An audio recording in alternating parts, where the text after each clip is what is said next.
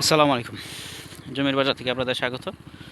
ঢাকা উত্তর সিটি কর্পোরেশনের 44 নম্বর ওয়ার্ড, এটাকে বলে সানগাটা মৌজা। সানগাটা মৌজার সানগাটা এলাকায় আপনার এখানে প্রায়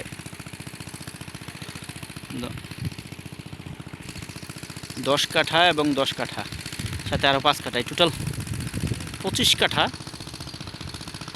জমি বিক্রি হবে এখান থেকে। আর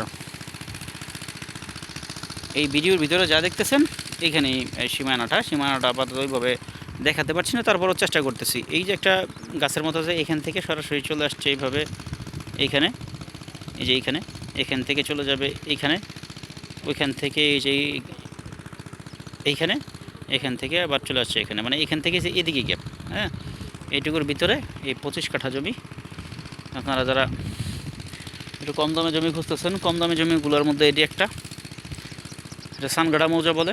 দামটা আমি অবশ্যই হোয়াটসঅ্যাপে উল্লেখ করে দেবো। এটা আবদুল্লাপুর থেকে 7 কিলো, উত্তর আজমপুর থেকেও 7 কিলো, এয়ারপোর্ট হাজি ক্যাম্প থেকে 8 কিলোর মতো আর কি।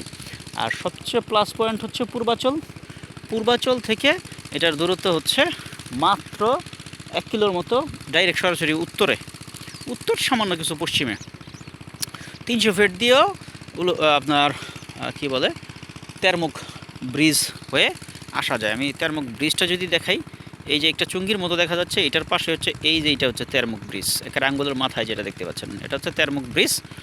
হ্যাঁ, তো আপনারা 300 ফিট হয়েও আসতে পারেন পূর্বাচল থেকে, অল্প একটু ডিস্টেন্সে। এই জমিগুলো আসলে এই প্রাইজে আর খুব বেশি একটা পাওয়া যাবে না, কম প্রাইজের মধ্যে আছে। আপনারা যারা মানে ওই যে ঢাকা সিটির ভিতরে জমি চাচ্ছেন তারা এই জমিগুলো দেখতে পারেন। এই জমিটা থেকে এটা হয়তো সর্বনিম্ন 10 কাঠা ভেঙে বিক্রি হবে, তার কমে বিক্রি হবে না। যারা একটু বড় জমি নিতে চান তারা এটা দেখতে পারেন। আমি আপনাদেরকে একটু ঘুরে দেখাইতেছি।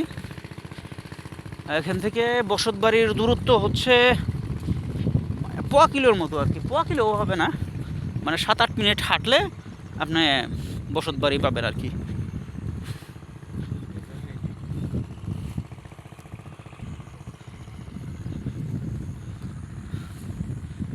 এই হচ্ছে গিয়া পুরা জমিটার ভিউ হচ্ছে এরকম। এই যে এখন যা দেখতে পাচ্ছেন এইটুকুর ভিতরে হচ্ছে জমিটা। তো আপনারা যারা একটু কম দামে ঢাকা সিটির ভিতরে জমি চাচ্ছেন, এই জমিগুলো হচ্ছে সর্বনিম্ন দামের, এর হচ্ছে কমে ঢাকা সিটির ভিতরে আর কোথাও কোনো জমি নেই। আপনারা যদি নিতে চান হোয়াটসঅ্যাপে যোগাযোগ করবেন, আসবেন, জমি দেখবেন। আর দামটা আমি অবশ্যই হোয়াটসঅ্যাপে উল্লেখ করে দিব, আমার কমেন্টস করবেন না। আর মন চাইলে কমেন্টস করতে পারেন, নাম্বার দেওয়া থাকবে, করতে পারেন। ধন্যবাদ, ভালো থাকবেন, আসসালামু আলাইকুম।